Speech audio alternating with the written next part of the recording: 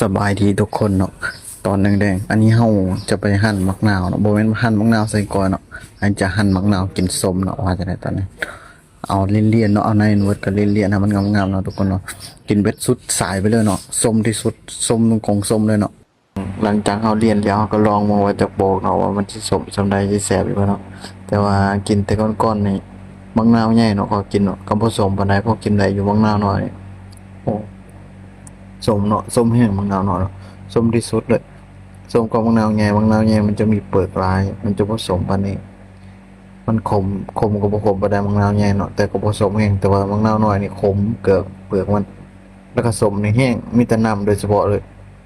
เปลือกมันบางเนาะสุดยอดเลยความสมผมพอให้เว้าเลยกินบ้านนึงเอาไว้ซ้ำมะขามนี่สู้บ่ได้พอดีสุดยอดอะถ้าเป็นตุ้ยปลาแดงโอ้ยยังคักเลยน้ำปลา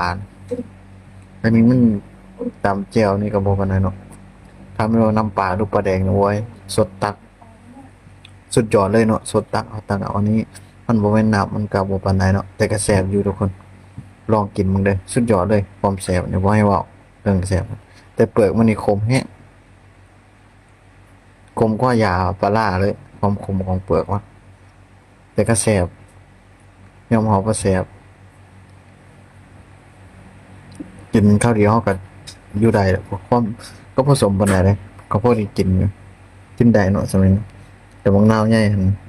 ความสมนี่บางนาวน้อยนี่สมกว่าบางนาวใหญ่เนาะสมที่สุดเลยถ้าบ่เชื่อก็ลองกินเบิ่งเด้อว่ามันสิหวานหรือสิสมบางนาวน้อยลูกน้อยๆลูกใหญ่น่ะบ่กินบ่สมตัวนั้นแล้วก็เปลือกมันก็บ่ครบตัวนี้นี่เปลือกขมแล้วก็สมบางนาวน้อยน้ำก็หลายเหมาะสมกับก้อยเนาะพวกก้อยปลาก้อยอิหยังนี่ไว้กินสุดยอดเลยแหละ